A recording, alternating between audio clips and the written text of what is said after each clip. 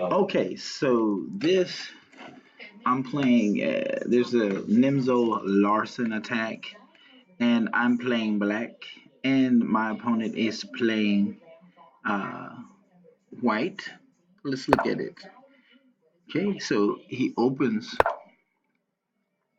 with the move a5, fianchettoing the bishop to control this diagonal, and I push the a pawn all the way down and moves the bishop out the way, and then I just start pushing the pawns forward. Now, I know he wants to come here, but this was a bait to get him to trade queens. So he comes with the queen, and of course I block with the queen. He didn't. Well, he had to. He had to because at this point, well, he didn't have to. He could have backed out to here, but I wanted to offer the queen exchange. If he doesn't take, then if he backs off to save his queen's life, then I'll take his rook, still protecting my rook, willing to give up the queen on a trade.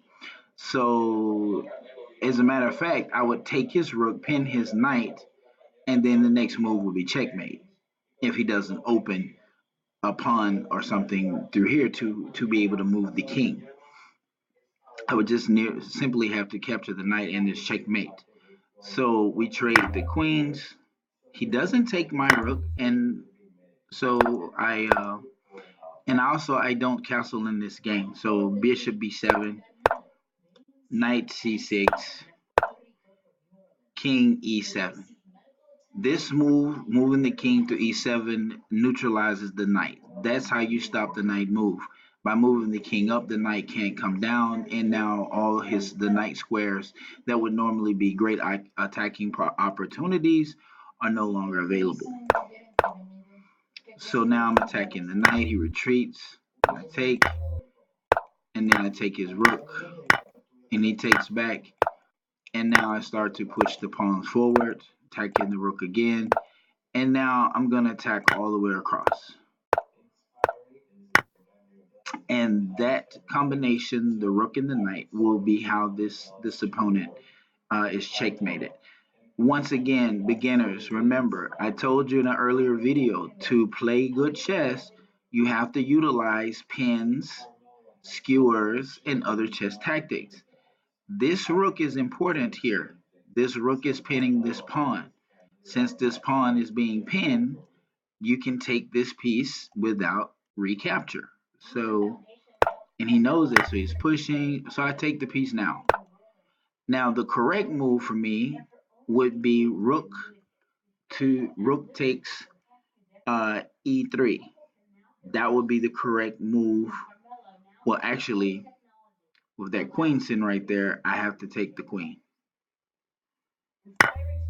and force the rook down.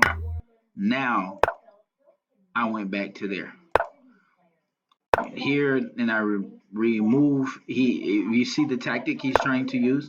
He wants a discovered attack so that he can get a free attack on the king. I'm not going to do that, so I move here.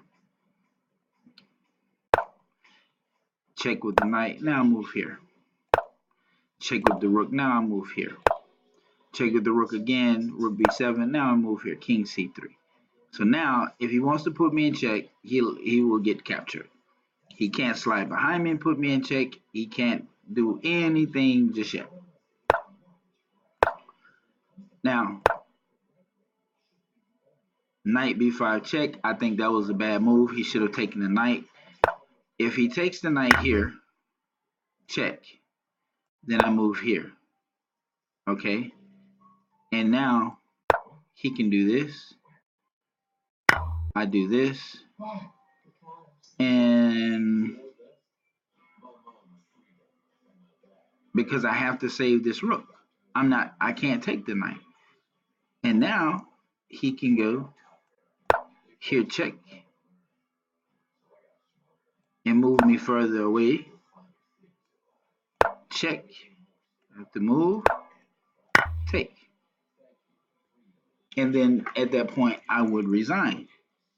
because it would be far too hard. I can't come back on this row, and he would start with with this pawn over here, clear it, and then slowly clear each one of these pawns until I have nothing left, either with the knight or the rook. Game will be over. He didn't do that. That's not what happened.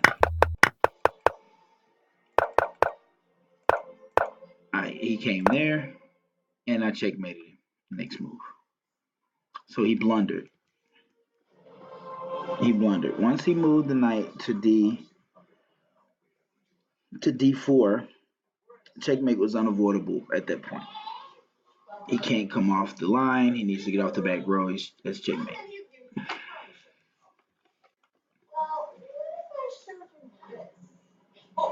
Now, remember, click subscribe and leave a comment. Thanks for watching.